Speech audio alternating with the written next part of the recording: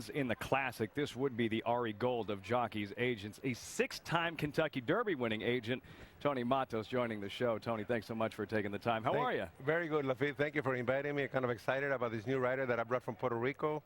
So I'm really looking forward for him to do good here in California. Jesus Rios is his name. What is his race record? What kind of success did he have in Puerto Rico? Well, when Joe Bruno came out here to do the jockey, the old-timers race, he flew back to Puerto Rico and called me and told me about this rider. So I told him to send me some tapes. As soon as he sent me some tapes, I looked at a couple of his races, and I see the way he finishes on a horse, and I called him right away, and I says, give me his phone number. So I tried to talk to Jesus. He's not coming out here, but he's doing so well in Puerto Rico, so I had to give him a couple months before he could come out. So he just got here a couple of days ago.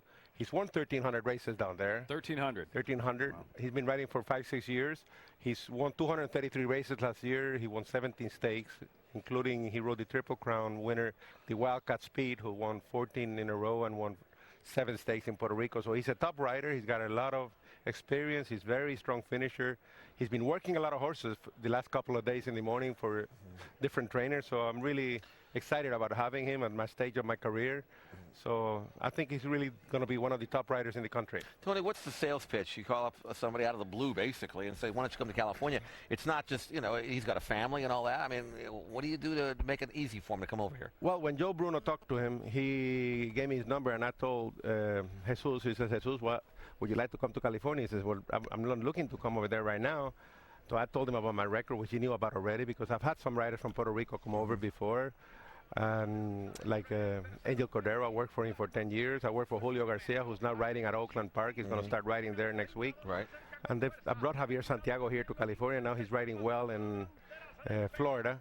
So I told him, I think I can do some good for you. And watching his tape, I was really excited about, I wasn't looking for a new rider, as a matter of fact. But when I looked at the tapes, I said to him, he says, I'd like to talk you into coming, because you don't see riders. Once you see him finish on a horse, you can see why I went through all the promotion to try to get him out here. Does he remind you in any way of any rider that you had before? I mean, you're looking at the race right now, watch him finish on a horse, how strong he finished. Look at his handwriting. And physically, he looks like John Velasquez, but he's really, really a strong finisher. And I looked at 4 of his tapes, and I said, should I do that or not? After 43 years as an agent, should I start with a new rider? But I said to myself, he says, I'm going to talk to him. If he comes over, this is going to be the last rider I'll try to establish, because I've been an agent for a long time. 43 years, Tony. Honestly, I haven't seen a stronger rider than this in a long, long time. And when I talked to him, he says, Tony, the only way I would come to the United States is either you or Angel Cordero would bring me over. So I told him, well, you have the opportunity, so I'll work hard for you. I'll try to get you going. So at the beginning, it's hard to get the business because it's a tough colony. But hopefully, he'll get the shot that he deserves. A tough colony, and you also have Victor Espinosa, and as strong of a rider as he is, and the stables that he's already in some cases, Rios is going to be at an advantage as we look at some of the highlights from Puerto Rico, where perhaps Espinosa would have a call on 2 horses in the same race. Now Rios perhaps sitting in that position to pick up the horse that Espinosa decides not to ride. Yes, and as a matter of fact, I have picked up a couple of horses that Victor couldn't ride. And as a matter of fact, yesterday he worked a horse for Victor co-friendly that Victor couldn't come out. He had some previous engagements, so that he's going to run in the San Marcos, and Ben Cecil marked a couple of races for him.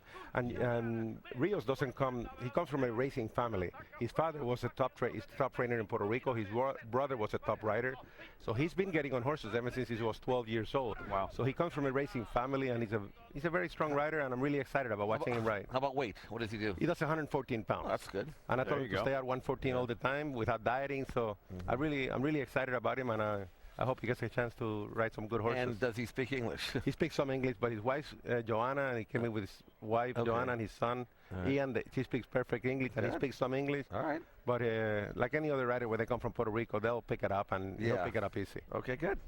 And everything with, as far as what Jeff talked about, some of the challenges in terms of getting live mounts here in Southern California. Do you think, though, it's perhaps easier now than it would have had he shown up 10 years ago when Eddie D was still riding, when Gary Stevens was still riding, my father, Chris McCarron, those types? Is it easier now for a younger rider to show up here and have success?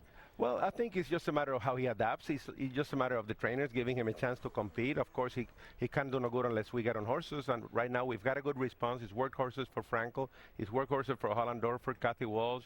He's been busy in the morning. He's out there every morning at 5 o'clock, 5:30, trying to get on horses.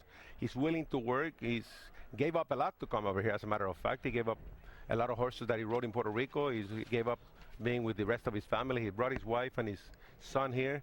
But I think if we get the right chance, this is the right rider, and there's always room for a superstar, and I think he's a superstar.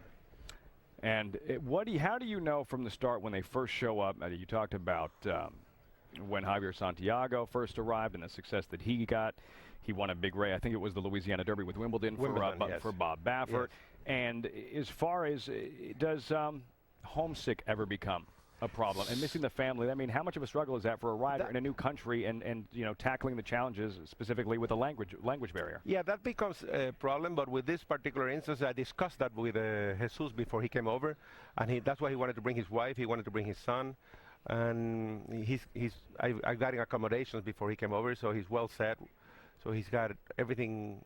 He's very comfortable, like where he's very established, and he's willing to work a lot of horses in the morning, and I don't see any problem at all. I don't think he'll get homesick because he's not a rider that's been riding 1 or 2 years. This rider's been riding for 6, 7 years. He's been established. He's done everything he could do in Puerto Rico, so he needs a new challenge. He's 26 years old, and with his ability, he wants to have a chance to be exposed out here to the major leagues. It's like a player being in the minors, and they go to the majors, and of course, even though the purses in Puerto Rico are very good, you know, he's won the Triple Crown, he's won all the titles, he's made some good money in Puerto Rico, but he wants to be in the big places, and he wants to ride with a better rider.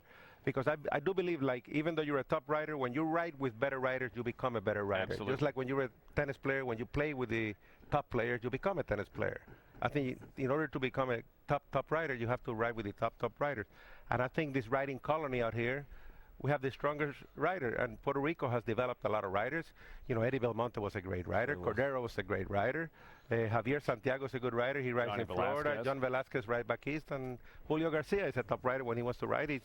Right now he's riding on Hot Springs, Arkansas. But I think this rider's young. He's 26, and I think he's got a very bright future, and I'm really excited about having him. And today will be his first mount in the States. Today will be his first mount in the last race. Okay. All right. Tony, can you stick around for a couple more minutes? Of course I can. All right. We're going to send you back up to Portland Meadows. Not you, Tony, our viewers. Post time here. Jason Peen with the call 6 race from Portland Meadows. 3-2, co-favorite, Profit Bob. We all know that your job is to get your jockey on the best horses, obviously. Do you ride more for barns than you do horses, or how does that work? Nowadays, the game has changed. Yeah. Before, you could pick around, but right now, you can't pick around your clients, because if not, you're not going to be in business. Right. More or less, when your clients get hot, you're going to have a successful career. The racing is so competitive, and we have so many good riders that stick with their stables, that you have to just work with your clients, work their horses, and kind of stick with your clients that stick with you. Sure. Now you've been riding a lot off and on, obviously, for Richard Mandela. So you got a lot of live mounts there, and so you basically know who your main guys are. And well, when the book comes out, I program my book to come out, and then I'll pick the spots where my clients are going to run, and after that, through my database, I'll make an inventory of every horse that I think is going to run in each particular race. And if my clients don't have a horse in that race, then I'll get on the phone and try to hustle one of the horses that figure to be competitive. It's a lot different than now that you got computers. When you first came around, it was all like paperwork, right? Yeah, I used to have magnets in my board with the name of every horse, and I used to move them around. Now I move them around with computers. Tony was the first guy that ever introduced me to a computer and a mouse and how to actually work it, going back several years. We are looking, is it more difficult, how difficult is it to keep both clients happy, the trainers and the jockey you represented? You're kind of the guy in the middle. How do you keep both parties happy? Well, actually, you know, with a rider like Victor Espinosa, it's not easy. It's not hard, because he lets me make all the decisions, and whatever I do, it's okay with him. Whether things are going good or whether we have a slow year, he's always the same. So we've had 13 years together. We've had some great years. 13 years with Victor. That's hard to believe. Last year actually was one of our slower years, but hopefully that this year will bounce back and have a great year. We've started the meet off right.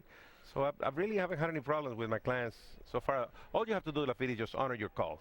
Where you have a call in a race and you have to honor your commitment. Once in a while, if another horse comes up in a race, you might ask the client to let you off to ride another horse. But as long as you honor your calls and you have a top rider, I don't think you're going to have any trouble.